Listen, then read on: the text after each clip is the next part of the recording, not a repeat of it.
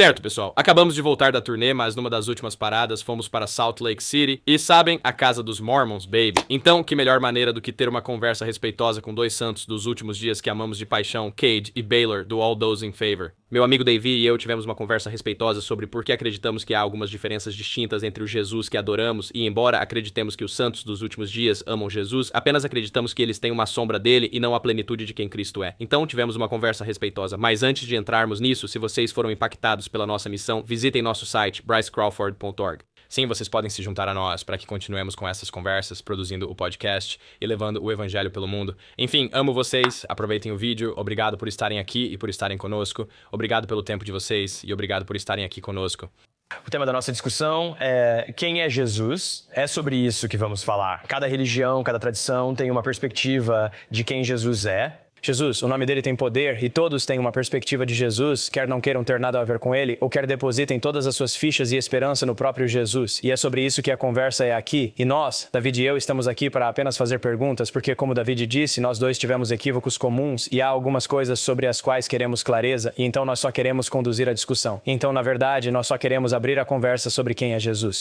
Sim, e bem rápido, antes de irmos ao ponto, quero dizer que há equívocos que os santos dos últimos dias têm sobre protestantes, católicos e ortodoxos e queremos combatê-los o melhor que pudermos. Equívocos não ajudam ninguém. E se a fé genuína e almas buscando a Cristo e tendo comunhão com Cristo é o objetivo, então isso é... Equívocos não vão ajudar nisso, então, eu quero dizer que estamos compartilhando esse fardo. Mas a pergunta de quem é Jesus é a pergunta mais importante. E eu acho que há algumas respostas mais astutas que podemos dar, que são como descrições de quem acreditamos que Jesus seja. Mas eu acho que todos deveriam ter uma definição pessoal de seu relacionamento com Jesus, sua comunhão com Cristo. E então podemos encarar de qualquer forma. Eu olho para o Cristo das Escrituras. Eu acredito que ele foi Deus encarnado e que nasceu em Belém e que viveu uma vida sem pecado, foi erguido na cruz e morreu por todos nós. E nós o buscamos para a nossa salvação. E quero dizer, há muito mais que pode ser dito, obviamente. Quer dizer, a pessoa mais influente e importante da história do universo é o que estamos falando. Mas, eu amo Cristo e isso acho que é um bom ponto de partida. Não sei se quer adicionar algo do nosso lado. Sabe, eu acompanhando o que você disse sobre a forma como nós todos pessoalmente encontramos Jesus, acho que é fácil ficar preso na ascensão intelectual a essas diferentes propriedades que acreditamos que Jesus tem. E acho que isso é muito importante. Acho que a teologia é importante. Mas eu acho que às vezes conversas assim podem ser uma barreira para as pessoas, onde elas veem, sabe, talvez palavras difíceis que não entendem. E na minha vida eu experimentei Jesus e eu tive a bênção de poder testemunhar Jesus mudando as vidas de tantas pessoas e pessoas reais que eu as conheço e eu conheço as suas histórias e esse é o Jesus que eu estou buscando e que eu estou tentando entender e, neste caso, tentando definir. Então sim, eu concordaria com o Cad. Se estivermos, quando estamos elaborando uma definição, acho que começaríamos nas Escrituras. Concordo plenamente com o que Paulo diz aos Coríntios sobre Jesus ser Deus, o Criador do céu e da terra, que morreu pelos nossos pecados na cruz e ressuscitou no terceiro dia, e acho que é aí que começamos. Sim, Paulo fala a Timóteo sobre estudar e ser aprovado, estando pronto a todo custo e de toda maneira. Penso no ministério que realizei com muçulmanos. Muçulmanos creem em Jesus. Acreditam que ele é Isa, o Messias. Acreditam que ele voltará para salvar o mundo. E poucas pessoas conhecem a escatologia muçulmana. Não encorajo. É bem chato e estranho. Mas eles acreditam que Jesus, o Messias, está voltando. Minha mãe ela cresceu judia. Ela se converteu ao cristianismo, mas eu, na minha época de ensino médio, ao me aproximar de Cristo, percebi que minha mãe nem sequer orava a Jesus por causa de sua origem judaica. Ela tinha muito medo de fazer isso. Ela não entendeu completamente, mesmo que dissesse que Jesus era seu Senhor. Há tantos equívocos sobre este homem, ser. É a pergunta mais importante. E eu acho que vai ser a pergunta mais decisiva. E, sim, Bryce, você tem algo antes... Sim, eu gostaria de ouvir como vocês, se fossem dar como respondem a essa pergunta. E talvez onde vocês complementariam o que podemos ter perdido ou o que diriam. Bem, adorei o que disse. Adorei que tenha dito que as pessoas conhecem Jesus por experiência pessoal. E é ótimo. As pessoas têm experiências diferentes com Jesus Cristo. Sabe, eu tive um encontro com Jesus aos 17 anos num Waffle House, indo tirar minha vida naquela noite. Então, se eu te disser, Jesus me encontrou aos 17, você não pode me olhar e dizer, bem, não, ele não fez isso. Essa é a minha experiência com Jesus. Mas só porque algo é popular e alguém tem uma experiência, como David disse, um muçulmano pode ter uma experiência com Alá e com Jesus. Vocês tiveram experiências com Jesus. Há muitas pessoas diferentes que têm experiências em diversas áreas e eu acho que para nós, ao lado dessas experiências, a nossa experiência se alinha com milhares de anos de história cristológica e teologia do que significa seguir Jesus. E é por isso que adoro a conversa sobre, qual é o lado lógico de Jesus Cristo e coisas assim. Quer dizer, sabe, David e eu diríamos coisas semelhantes, que acreditamos que Jesus Cristo era tanto plenamente homem quanto plenamente Deus, que entrou no tempo e no espaço, na forma de carne, viveu uma vida perfeita e sem pecado, morreu na cruz por todos os pecados da humanidade, ressuscitou em seu corpo físico 3 dias depois, derrotou o pecado e a morte e ascendeu aos céus. Mas então, não sei, David, se queres acrescentar, mas é aí que começamos a ter algumas perguntas Sim, diferentes. sendo Jesus infinito, acho que isso pode ir o mais longe possível, sabe? Realmente, é uma definição infinita. Mas se eu pudesse resumir, eu faria João capítulo 1. No princípio, era o verbo estava com Deus, e o verbo era Deus. E depois eu iria para o credo niceno, sabe? Porque sou um cristão que segue esses credos. Eu vejo um grande valor na história da igreja. E a palavra gerado, filho gerado do Pai, isso mesmo. E claro, você vai para a trindade da igreja, o que eu acho que é uma conversa importante ao discutir a ontologia, a metafísica de quem Cristo realmente é. E eu acredito que ele é, vou ter cuidado com essa parte porque alguém vai clicar e dizer parcialismo. Mas eu acredito que ele está, sabe, em união, devo dizer, para, sabe, permanecer com o concílio de Niceia, em união com Cristo, ele está em união. Perdão. Ele está em união com o Espírito, com o Pai. E, por fim, Jesus é amor. Jesus é amor, como descrito em 1 João. Só por curiosidade, quer dizer, nós somos 4 pessoas que não pertencem realmente à fé católica ou ortodoxa. Onde vocês se posicionam sobre... Ou eu nem sei se vocês estariam dispostos a conversar sobre isso. Podemos ir em outra direção, mas, tipo, a controvérsia do filioque é algo que eu ficaria fascinado em ouvir 2 protestantes falarem. Tipo, vocês têm no credo niceno, mais tarde a Igreja Católica adiciona que o Espírito procede do Pai e do Filho. Então, podemos ir noutra direção, mas quero ouvir o que pensam sobre a economia da Trindade. Quais são os papéis destas 3 pessoas que chamamos Deus? E talvez possamos dar a nossa opinião depois de ouvirmos a vossa. Um pouco, meio confuso com a pergunta. O que você quer que eu fale sobre o filioque? Pois é, então... Seria...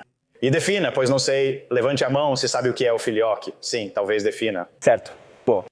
Uma parte. É por isso que os mormons levantaram as mãos. Eu diria que acho que a questão é que você disse que o filho é eternamente gerado do pai, certo? Acho que é algo com que concordaríamos completamente. Mas você fala sobre... Quando você diz a trindade, David, eu acho que às vezes, como santos dos últimos dias, nós lutamos com o termo trindade porque vemos diferentes formulações trinitárias. E não é esta formulação única, talvez, de todas as complexidades da trindade. E então, uma pergunta que eu acho que a Kate está fazendo é acho que todos concordamos que o filho é eternamente gerado do pai. Mas então a questão do espírito, o espírito procede do pai ou procede do pai e do filho? Sim, há muitas pequenas nuances na relação dos 3 e podemos dar nossa perspectiva como mormons, mas estou realmente curioso para ouvir a opinião de vocês sobre como... Bem, quero falar sobre isso. Quando disse ter visto formulações da Trindade, o que quer dizer? Quais são algumas? Sim. Então estou dizendo, como você vê, tipo, em Niceia, certo? Nós temos... Quer dizer, obviamente, o Novo Testamento fala sobre essa ideia de que, sabe, nós temos essas 3 pessoas divinas que todos nós chamamos de Deus. E o Novo Testamento e o livro de Mórmon, para esse assunto, é muito claro que estas 3 pessoas divinas são uma. A conversa em torno da Trindade é todos nós tentando compreender estas 2 verdades. E então, quer dizer, se você ler o livro de Mormon, você verá ao longo dele, sabe, uma trindade neste sentido de definição desses 3 seres divinos que são um só Deus. E então, ou devo dizer 3 pessoas divinas que são um só Deus. E sim. Pode cortar essa parte.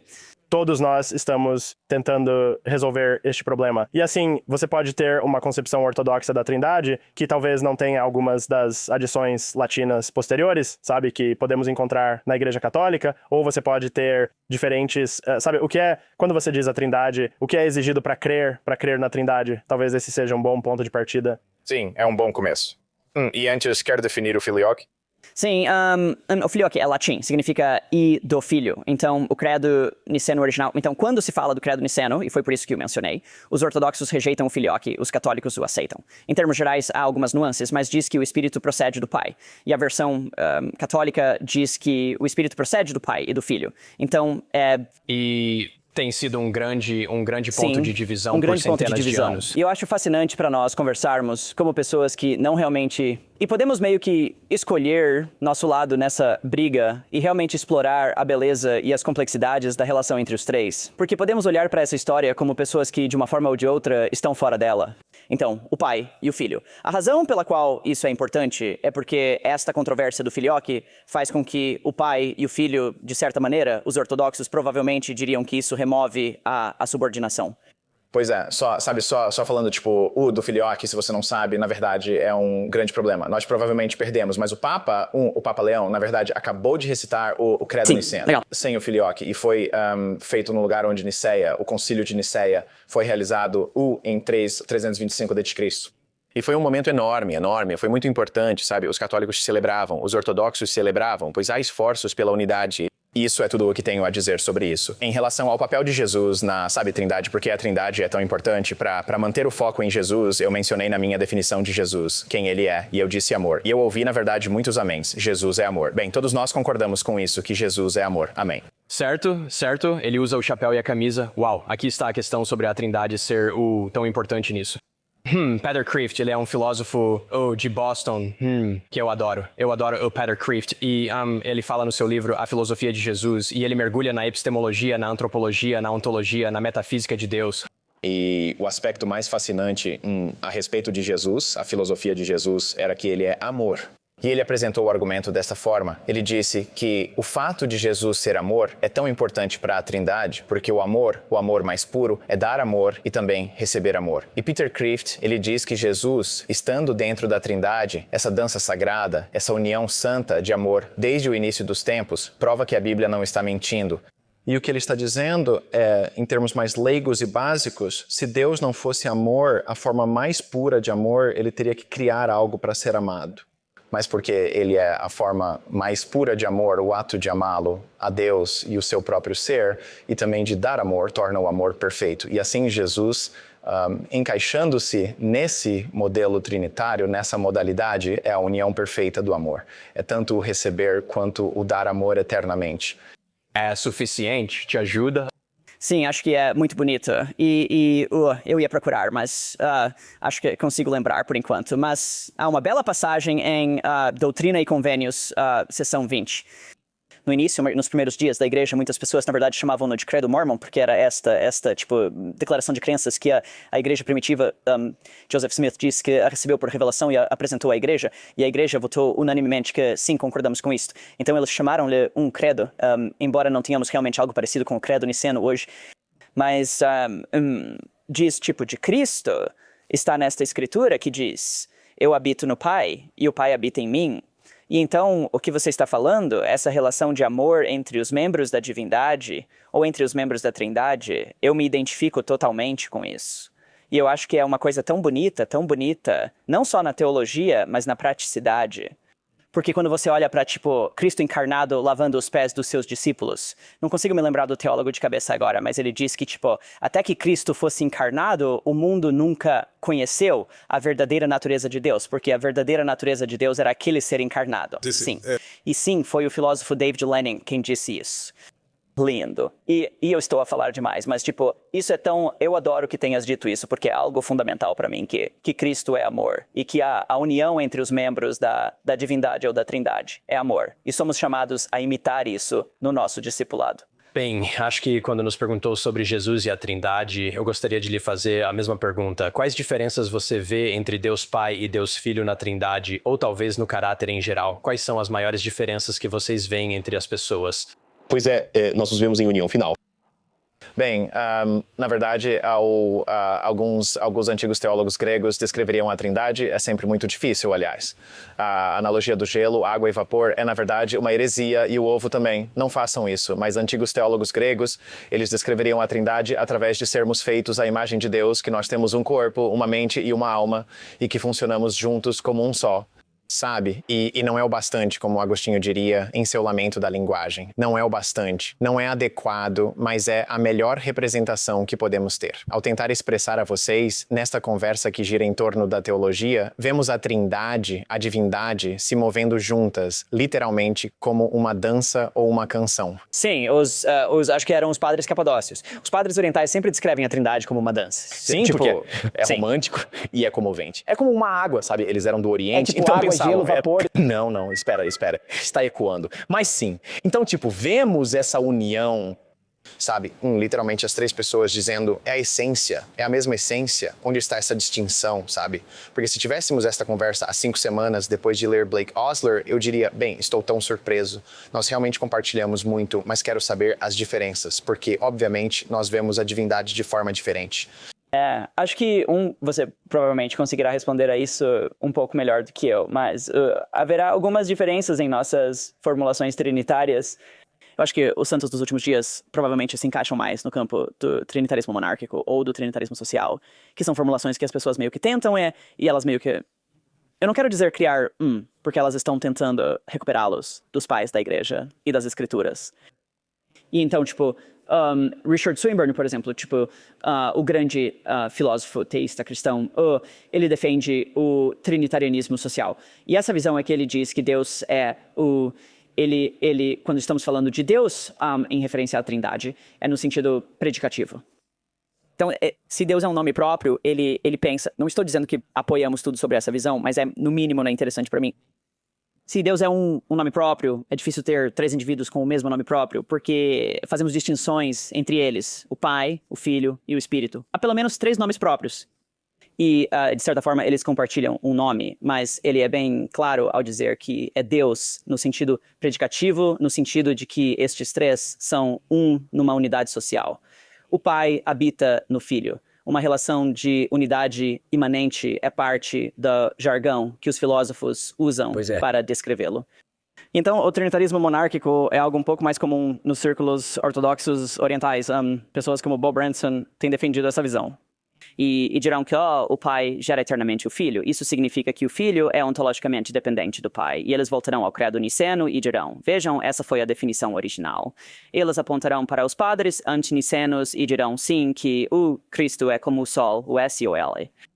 Desculpe, Deus é como o sol, o S-O-L, e Cristo é como os raios. Como os raios são ontologicamente dependentes do sol, como os raios não poderiam existir sem o sol, mas onde quer que o sol exista, os raios existem. Os dois existiram juntos em sincronia, numa perfeita relação correlativa para sempre. Então acho que essas duas visões provavelmente serão onde os santos dos últimos dias se encaixam.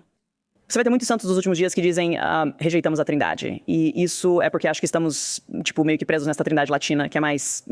estou tentando pensar em como descrever isso com precisão. Não quero, deturpar as visões de trinitários latinos. Mas isso é mais, eu acho, algo que é melhor feito apelando ao mistério e, apenas usando a linguagem trinitária nua para dizer 3 pessoas, um ser. E se você quiser, eu também quero dizer, eu acho o trinitarianismo bonito de várias maneiras. Eu não quero ser como muitos santos dos últimos dias podem ter sido para vocês. Eu quero corrigir esse equívoco e não quero demonizar você por pensar assim. Mesmo que você seja um trinitário latino ou se tivermos divergências sobre a trindade, não quero que pareça um bicho-papão como os santos dos últimos dias às vezes fazem. Eu acho que é Ele tem muita beleza. E mesmo que eu discorde dele no final, não acho que isso negue a sua fé cristã. Eu acho que Deus é um mistério e todos nós teremos que meio que aceitar um mistério de vez em quando. Mas há diferenças, obviamente. E eu estou tagarelando. Sim, eu só diria para quem está ouvindo e pensa, ok, isso é legal, mas meus amigos santos dos últimos dias não leem Richard Swinburne. Eles não conhecem o jargão trinitário. E sabe, mesmo muitas pessoas aqui ou cristãos assistindo em casa podem se sentir um pouco perdidos, pensando, ei, eu na verdade...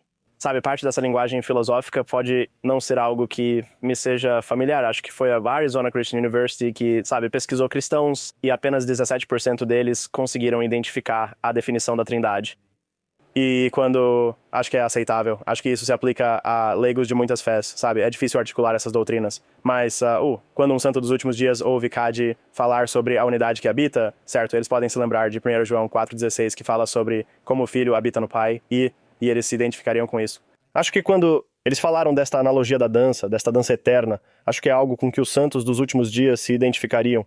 Acho que o que você mencionou no final, quando você diz que eles são uma essência, acho que é aí que os santos dos últimos dias podem ficar confusos, porque eles podem dizer, eu não me lembro de ter visto essa palavra em nada que eu tenha lido antes. Se estivéssemos sentados numa dança juntos e você dissesse, esses caras são uma essência, eu diria, espera, o quê? Tipo, sabe, o que isso significa exatamente? Então acho que em termos do tipo original, a ideia nicena de, sabe, essência, significando que estas três pessoas divinas são de uma só natureza. Acho que isso é algo com que os santos dos últimos dias se identificariam. Mas acho que depende do significado que você está dando a essa palavra essência. Então você acredita que Deus Pai, Deus Filho e Deus Espírito Santo possuem sua própria essência, né? Então como você descreveria isso? Olha, detesto fazer isso, mas o que você quer dizer com essência? Uma resposta clássica. Tipo, sim, o que você diria que é essência?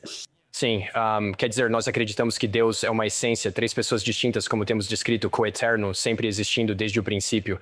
Então, acho que quando penso que Jesus Cristo é sua própria essência ou ser, isso quase me faz pensar, ele teve que ser criado, como temos falado o tempo todo, sabe, essa crença trinitária de amor.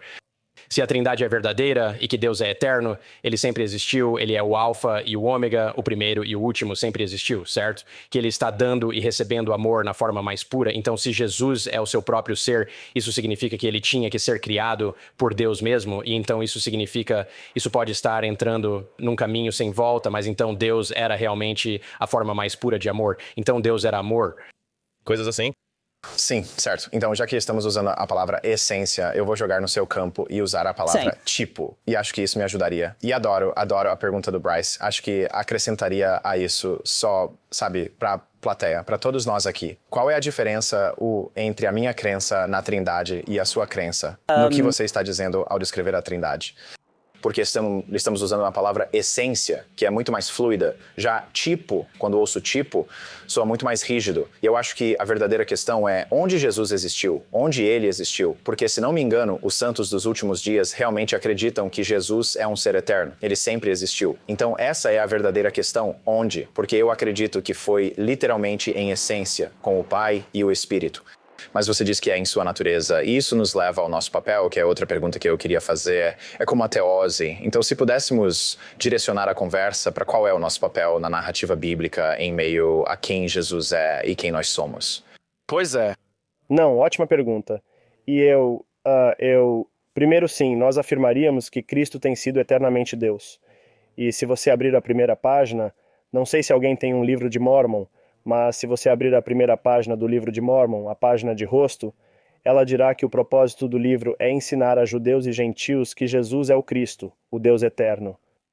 Então, você não consegue avançar uma página no livro de Mórmon sem ver isso afirmado. E essa expressão, o alfa e o ômega, claro que a vemos na Bíblia. Vemos essa mesma expressão exata descrevendo Jesus várias vezes nos livros adicionais do cânon dos santos dos últimos dias. Sim, quero apenas garantir que estamos na mesma página e depois você pode responder a segunda parte dessa pergunta.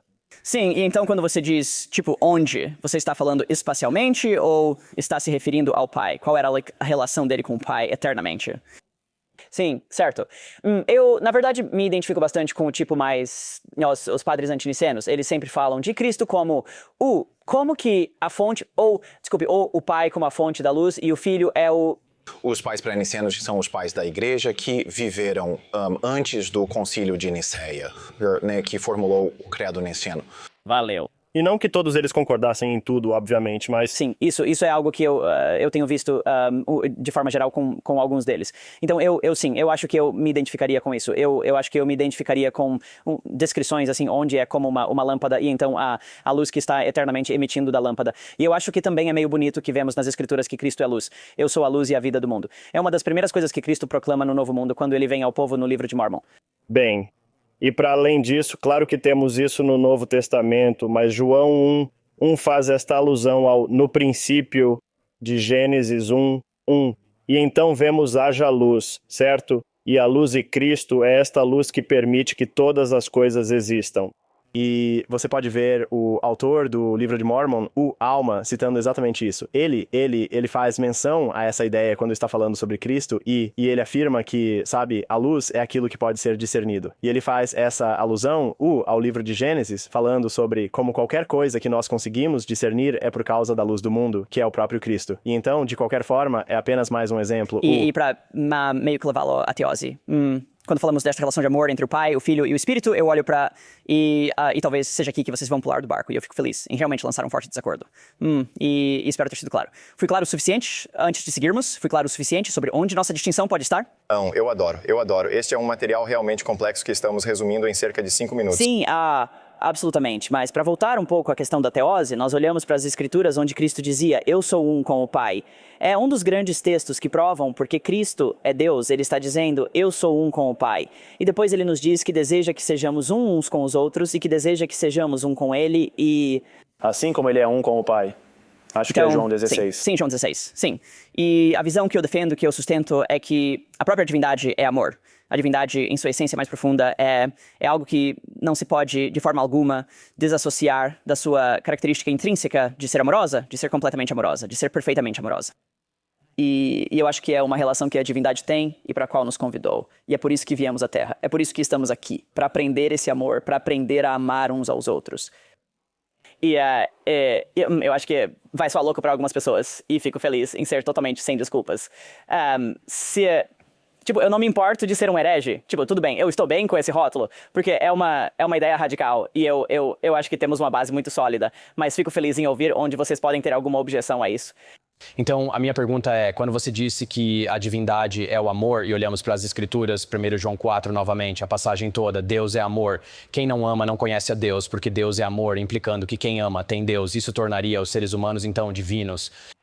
Foi de improviso, foi muito legal, a propósito, foi ótimo. Desculpe, estou impressionado. Pode repetir isso de novo? Então você disse que a divindade é amor, não é? Sim. E se nos basearmos em 1 João, capítulo 4, Deus é amor. É exatamente sobre isso que temos falado em círculos aqui. Se a Bíblia diz que quem não ama não conhece a Deus, porque Deus é amor. Então, como cristãos, se temos Jesus Cristo em nós, nós amamos. Então, se os cristãos, portanto, têm Jesus, que nós consideraríamos a personificação do amor, isso tornaria os seres humanos divinos, se eles tivessem salvação? Sim, acho que estaria bem com essa descrição. E em dizer que, através... Bem, não somos completamente divinos, não é mesmo? Eu diria que a pergunta seria, você é capaz de amar sempre? Eu acho que quando nós experimentamos o amor de Deus e nós refletimos esse amor para as outras pessoas, nós estamos experimentando a divindade de certa forma. E então, sim, nós realmente acreditamos que temos este destino divino e a capacidade de sermos co-herdeiros com Cristo, mas eu só quero ser bem cuidadoso antes de nos categorizar dessa forma, porque alguém pode ouvir isso e acabar pensando, agora vocês são totalmente divinos, um Deus com D maiúsculo. Sim. Fico feliz que você fez essa clarificação. Sabe, você disse que, na verdade, vou colocar desta forma. Eu vou colocar o laptop de lado. Tenho todas essas coisas do Blake Ostler. Achei que seria útil. Não é útil de jeito nenhum. São frases de um cara que eles gostam, mas está só me distraindo. Basicamente, eu gosto muito do que o Bryce está dizendo, porque quando você disse, e eu aprecio sua distinção, quando você disse que amar é ser divino, operar no amor em sua forma mais pura, é então manifestar quem Deus é. Isso soa muito bem, isso soa ótimo. Mas é o seguinte, você acabou de traçar um paralelo entre a união de Jesus Cristo com o Pai e a nossa com o Pai. E você, na verdade, eu sei disso com certeza. A palavra que Jesus usa para se tornar um é a mesma palavra exata que ele usa para sua relação com o Pai. Mas, Gregório, o teólogo, ele é um teólogo grego, da tradição ortodoxa grega, realizou um trabalho notável no que diz respeito à natureza de Deus. Deus está completamente fora de tudo o que conhecemos. Sabe, Tomás de Aquino, na verdade, eu diria que aborda profundamente este tema. É, de certa forma, a grande obra da sua vida.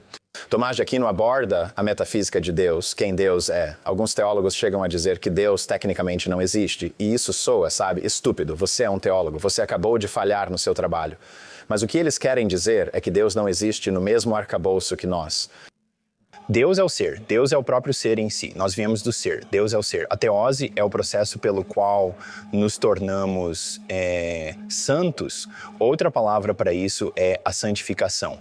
Nós nos tornamos como Deus. O que eu discordo veementemente na fé mórmon é que isso é elevado, o que, creio eu, se dá pela rejeição da distinção entre quem Jesus é em relação ao Pai e quem nós somos em relação a Jesus. E isso remonta a Gênesis. Outra palavra sofisticada é escatologia, significa o fim dos tempos.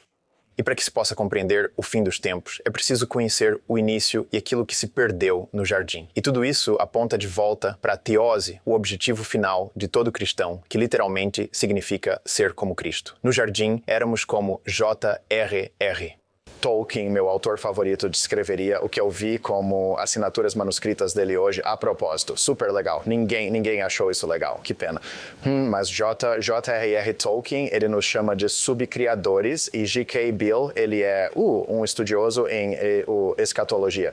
Ele também aborda o papel de Adão e Eva no jardim. E eu quero chegar a um ponto com isto, no que diz respeito à teose e até mesmo à nossa relação com quem Jesus é. Nós, como seres humanos, fomos criados à imagem de Deus, mas não somos criadores como Deus. Somos subcriadores. Nós damos nomes aos animais, mas não temos o poder de criá-los. E desde o princípio dos tempos, desde a queda, Deus tem estado em um plano de restauração para a humanidade. Deus tem estado em uma total restauração para a humanidade. O objetivo que vemos em Apocalipse é, na verdade, a restauração do Éden. Paulo descreve a caminhada cristã, até com grande ênfase. Eu vi Blake Ostler, ele é um filósofo mormon, sabe, apontando de versículos em 1 Coríntios e por todo o Novo Testamento, dizendo tipo, ei, sabe, agora o laptop teria sido útil e porque eu tinha aquela citação aqui, mas tanto faz. Apontando para as escrituras, tipo, isto é uma prova direta de se tornar como Deus, partilhando dessa divindade, partilhando essa natureza divina, o que soa maravilhoso, mas eu vejo de onde ele vem, vejo o desejo, e acho que é, em última análise, bom, sabes? Tipo de participar e compartilhar dessa essência em sua totalidade. Mas como Cristo está numa categoria completamente diferente, eu não consigo entender o processo mormon no que vocês chamariam de apoteose. Isso faz sentido para vocês? Então, a minha pergunta fundamental seria, para esclarecer as coisas, essa é, digamos, toda a minha declaração. Qual é o papel da vida humana aqui na Terra? Porque eu vejo, da minha perspectiva, uma partilha dessa natureza com Deus, mas Deus estando fora, numa essência de tipo completamente diferente, num modo de ser totalmente distinto. Não podemos, em última instância, ser como Ele. Há uma distinção completa. Qual a diferença entre você e eu, então? Uma descrição belíssima a propósito de tudo o que acabou de dizer. Muito, muito articulado, muito bem. Muito bem feito. Esta é uma questão tão ampla, uma pergunta tão difícil de responder, porque vai tocar em tantas áreas do que acreditamos, de onde viemos, por que estamos aqui. Acho que seria justo dizer que, não pensamos, tipo, que não há essa lacuna ontológica intransponível entre Deus e o homem no pensamento mormon. Existe uma grande lacuna ontológica, mas não consideramos que seja intransponível. E a razão é a seguinte. Sim, a ontologia é o estudo da existência, o seu fundamento. Tipo, fundamentalmente, tipo, o que significa existir. Sim, tipo, os princípios mais básicos do que significa existir. Está certo. E a razão pela qual não consideramos essa lacuna intransponível é por causa de Jesus Cristo, que era Deus e se tornou homem. Então, olhamos para isso. Olhamos para ele como aquela ponte que nos permite abordar a divindade e entrar nessa dança, por assim dizer. E eu quero ter cuidado, porque não quero, estamos tendo que equilibrar com muito cuidado aqui, porque não queremos meio que reafirmar este, tipo, estereótipo mormon de que vamos, tipo, voar para um canto desabitado do universo e, tipo, ter um monte de esposas e, tipo, fazer um monte de filhos espirituais e fazer um monte de planetas legais. Tipo, por mais ficção científica e legal que isso seja, não é isso que acreditamos. Mas nós também... Puxa vida! Não, Bryce, tente outro... Bryce acabou de perder todo o interesse no mormonismo. Ele disse, não quero mais fazer isso. Mas por outro lado, não quero minimizar as diferenças na teologia dos santos dos últimos dias sobre o que faremos. Tipo, como a salvação se parece. Então, eu quero deixar claro que, tipo, eu acho que estamos levando isso um passo adiante. Estamos apagando a lacuna ontológica intransponível através de Cristo, o Deus homem, que era essa conexão entre divindade e humanidade. E através dele, ao depositarmos a nossa fé nele, eu acredito que tanto os nossos corações quanto as nossas ações podem ser transformados. E esse amor que está tão intimamente ligado aos membros da divindade, eu acredito que podemos aprender a participar dele através da graça de Cristo. Espero que entenda. O Ben deve explicar. Sim, eu acho que, na verdade, sou tão grato por você ter dito pra irmos um passo além. E acho que é aí que eu traço a linha. Tipo, vou ficar no Éden. Vou ficar no Éden. Vou permanecer como um subcriador em relação com Deus. E acho que sou muito grato. Se esta conversa levou apenas a isso, estou feliz. Estou feliz. Eu não sei se nós, tipo, discordaríamos disso. Tipo, Deus nunca, jamais, tipo, fazer parte dessa união com Deus e Cristo, tipo, eu não vejo nenhuma possibilidade de escapar ou de alguma forma sair dessa união, certo? Então, eu não sei se você ou se nós discordaríamos da sua fraseologia, da sua forma de falar necessariamente, mas é verdade, nós levamos isso um pouco mais longe, um passo além, no sentido de que, sabe, nós realmente não vemos um teto, um limite para o poder que Cristo possui e o que ele pode fazer por nós, não é? E eu acho, sabe, é tentador ficar especulando sobre a vida após a morte. Vemos todo tipo de, sabe, teorias de como essas coisas se apresentarão. Acho que isso me faz lembrar de 1 Coríntios 2:9, onde está escrito: mas como está escrito, as coisas que o olho não viu e o ouvido não ouviu e não subiram ao coração do homem são as que Deus preparou para os que o amam. E eu. Ele teve que ler aquilo a propósito. Ele não tinha memorizado como o Bryce. Sim, não tenho isso de cor como o Bryce. Então, sim, acho que é o que queremos dizer. Estamos dizendo que nem conseguimos compreender as coisas que Deus tem guardadas para nós, mas vemos suas promessas em Gálatas 4 ou em Romanos 8, essa ideia de que podemos ser co-herdeiros com Cristo. No livro do Apocalipse, vemos a ideia de que podemos nos assentar no trono com Cristo, essas promessas realmente grandiosas. E não estamos afirmando que sabemos exatamente como isso se parece, mas estamos apenas dizendo: ei, não vamos colocar um teto nisso, não vamos traçar uma linha. Bem, isso me leva a outra pergunta, porque essa fraseologia de um trono significa que alguém está governando, certo? Então, se há várias pessoas no trono, isso argumentaria que há um novo nível e sentido de autoridade. Minha próxima pergunta é: se vocês derem um passo adiante e, por falta de termos melhores, ascenderem a um nível diferente de divindade aqui, quão dependentes vocês são de Jesus depois desse ponto? Faz sentido? Sim, então eu diria que em todos os momentos, mesmo em nossa capacidade máxima... Não importa, sim. Eternidade e futuro.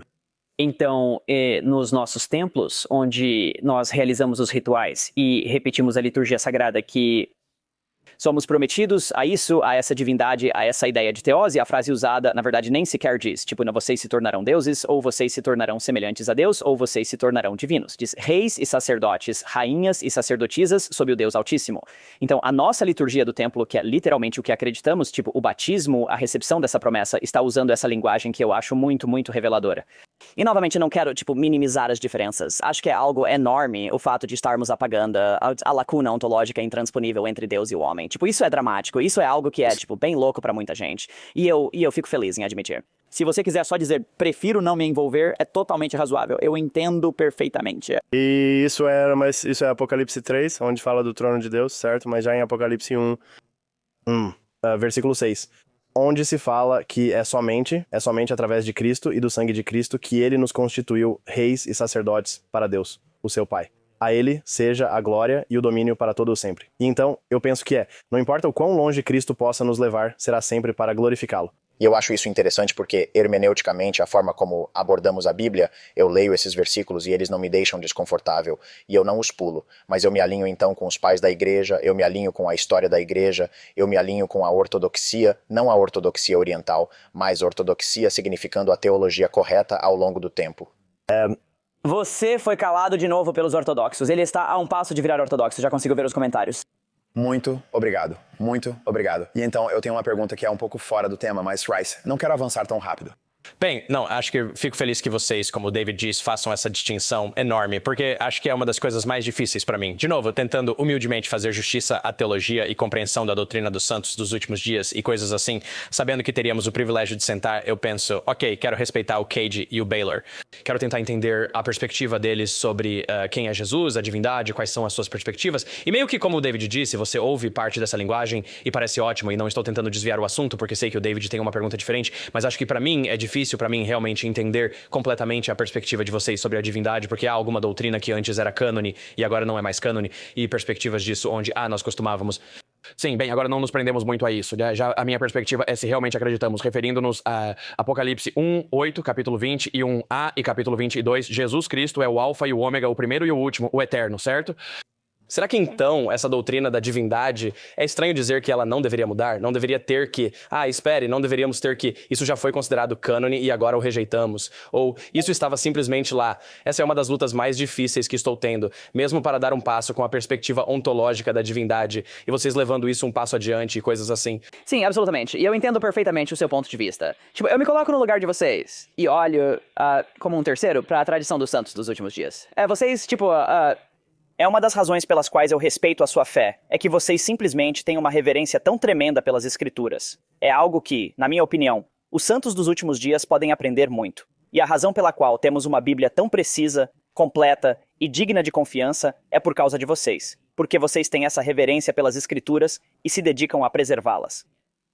E então eu entendo perfeitamente o seu ponto de vista. Você olha para esta fé que está adicionando livros ao cânone escriturístico.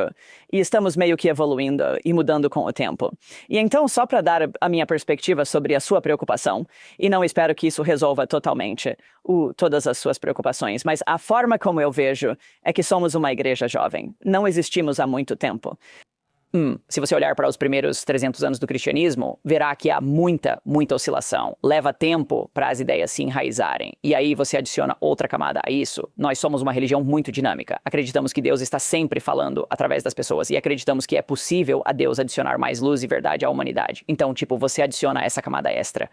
E eu acho que essa mudança e correção e um pouco de dialética é meio que esperado. Eu olho para o projeto científico e vejo que, em certa época, um monte de gente pensava que só jogar água em feridas abertas ia te curar. E aí, agora não acreditamos mais nisso. E acho que isso é uma coisa boa. A gente mudou de ideia sobre isso. E isso te faz parar para pensar. Aí pode te fazer dizer, ok, talvez nossas teorias científicas atuais possam ser derrubadas. Não posso confiar nisso. Mas também há sabedoria em aceitar que estamos nos ombros de desenvolvimentos passados. E se fizermos certo, nos aproximaremos da verdade com o tempo. E acho que devemos esperar alguma mudança. É assim que vejo. Mas talvez tenhas algo a acrescentar. Eu só queria fazer uma pequena distinção com a palavra cânon, certo? Porque usamos a palavra cânon para o nosso cânon de escrituras, certo? Então, para nós, isso é a Bíblia, o livro de Mórmon, a pérola de grande valor e doutrina e convênios. E houve líderes da fé Sud que ensinaram coisas com as quais Cade e eu não concordaríamos e com as quais vocês não concordariam?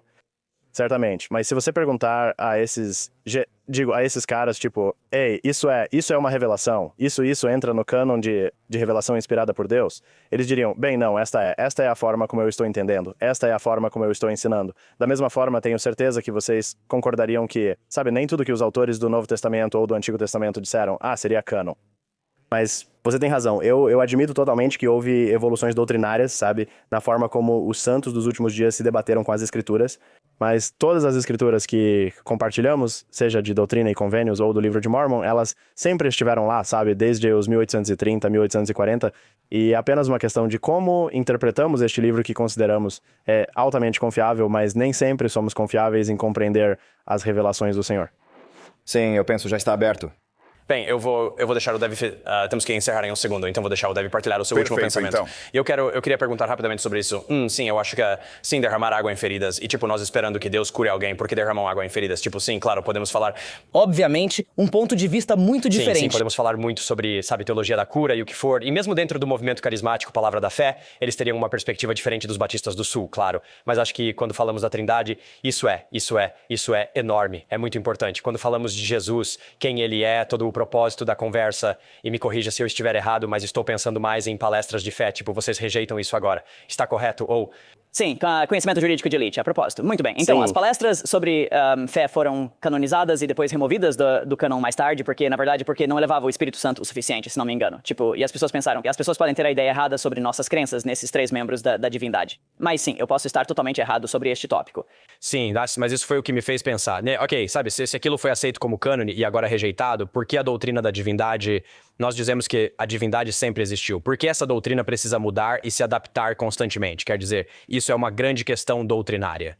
Sim, e eu compreendo totalmente o seu ponto de vista. Acho que pode ser preocupante, especialmente da posição de vocês. Eu entendo que isso possa vos dar uma pausa. Quanto a mim, sou grato. Você muitas dessas declarações realmente profundas de Brigham Young e Joseph Smith sobre estarmos agressivamente dispostos a absorver informações externas, aprender e aceitar novas verdades, de onde quer que venham, como parte integrante do nosso corpo de crenças. Então, eu fico feliz que, como santos dos últimos dias, estejamos abertos a ser corrigidos em certas coisas. Fico feliz por termos uma estrutura que nos permite dizer, olha, estamos errados sobre isso, vamos mudar o que fazemos. Ou talvez não tenhamos sido claros sobre isso. Ou, vamos melhorar isso. Então, vai depender um pouco da situação, do desenvolvimento ou da virada em questão. Mas acho que isso geralmente pode dar minha opinião sobre sua preocupação. Sim, e eu só queria acrescentar que, sabe, um ponto de desacordo entre nós é, sabe, a maioria dos protestantes diria que a Bíblia é a autoridade máxima para essas questões. E nós não teríamos essa mesma visão da Escritura, mesmo escrituras como o Livro de Mormon ou Doutrina e Convênios. Nós não teríamos, nós, em última instância, recorreríamos a Deus como a autoridade suprema e à Escritura e aos profetas e ao Espírito Santo. São todos esses diversos meios pelos quais Deus nos alcança e nos chama. E então eu acho que isso torna um pouco mais palpável, eu acho, ver, sabe, quando vemos se há uma contradição no texto das Escrituras em um desses livros que ainda consideramos extremamente confiáveis e os consideramos inspirados. Mas não estamos, sabe, casados com a ideia de que são inerrantes ou que são perfeitos, porque essas são realmente palavras que usaríamos apenas para descrever Deus. Sabe, C.S. Lewis, ele foi muito criticado a vida toda por não se converter ao catolicismo, porque para se converter, ele, basicamente, a maior preocupação dele era o Papa. O que o Papa diria depois que eu morresse? E meu nome estaria ligado a isso. E de novo, essa é, tipo, a minha perspectiva sobre como você aborda a igreja no geral. Isso meio que me assusta. Isso me deixa um pouco nervoso, mas, certo, eu sei que você provavelmente tem mais 5 ou 10 coisas que poderíamos conversar, e eu quero encerrar com isso. Esta conversa foi muita coisa. Muita coisa, muitos assuntos foram abordados, e eu quero que a gente continue tendo essas conversas, quero que a gente continue a dialogar, sabe? Não estamos elevando a nossa voz. Você está, na verdade, me afirmando e estamos compartilhando, sabe? Sinto que isto é bom, isto é muito divertido. E vou dizer isto porque acho que é importante. Voltando a Lewis e Joel Terry R. Tolkien e outro homem, o chamado G.K. Chesterton, eles falam sobre paganismo. Se não conhecem esses homens, eles são meio que responsáveis por todo o mundo de fantasia, como Nárnia, Senhor dos Anéis, todas essas coisas. Eles tinham um profundo respeito pelos povos anglo-saxões, pela mitologia grega. É por isso que Nárnia é cheia de todos esses tipos centauros e criaturas místicas, e eles viram algo especial. E quero dizer que vejo isso na sua fé também. Eles chamavam de sombra ou terras sombrias, e eles descreveriam isso como, sabe, em histórias antigas, como Beowulf ou a Odisseia, há momentos de Cristo e há belos momentos de Jesus nessas histórias pagãs. Há momentos de moralidade e de escolha do bem sobre o mal, e está faltando algo, no entanto, sabe? Essa é a minha perspectiva. Não é a plenitude de Cristo, mas dizer que os Mormons não amam Jesus é simplesmente absurdo. É simplesmente absurdo. Acredito que vocês têm um gostinho de Cristo. Acho que vocês têm um lindo desejo de servi-lo. Enquanto passei tempo com vocês e até com Michael, foi tão divertido ver o amor e o zelo de vocês por Jesus. Mas acho que você não está entendendo. Eu serei honesto, acho que há algo que está faltando, e eu queria dizer isso, e mesmo com a comunhão sendo água e não vinho, é como se estivessem quase lá. Estão quase lá, de verdade. E essa é a minha perspectiva. Eu queria deixar essa ideia, sabe, dizer isso claramente, mas... Ainda vamos acompanhar Sim, isso. vai ser divertido. Mas, e antes de terminarmos, eu só queria dizer, no espírito do que você está falando, no espírito do ecumenismo, para qualquer santo dos últimos dias que esteja ouvindo, tipo, esses caras, podemos aprender com eles. Eles têm coisas incríveis para dizer. Os testemunhos deles são incríveis. As histórias deles são incríveis. Tipo, é só ir ouvir a história do Bryce, a história de conversão dele, a história do Waffle House que ele mencionou no início. É, tipo, incrivelmente comovente. E essas pessoas, os protestantes com quem vivemos desde a concepção da nossa igreja, tipo, as relações têm sido ruins e acho que é hora de as consertar. E eu acho que os santos dos últimos dias, no nosso lado do espectro, precisamos melhorar. Precisamos melhorar para aprender com vocês e nos aproximar da mesa com uma atitude de aprendizado e dizer o que posso apreciar nisso e o que posso incorporar na minha própria caminhada com Jesus e na minha própria adoração. Vamos orar, todos de pé depressa. Que maravilha. Sim, bom, obrigado, Jesus, por esta conversa. Deus, obrigado por este ser o início de um relacionamento maravilhoso. Deus, peço que possamos mudar a narrativa, o diálogo narrativo, a narrativa de como abordar as pessoas. Há muitas almas em jogo. Eu acredito que há pessoas sendo enganadas e por isso queremos a verdade. Nós precisamos da verdade, mas a verdade não será conquistada através de assassinatos, de gritaria, de berros ou de sessões de comentários. Ela será alcançada sentando-se à mesa e ouvindo. Então, Jesus, que sejamos ouvintes. Em nome poderoso de Jesus, nós oramos. Amém. Amém.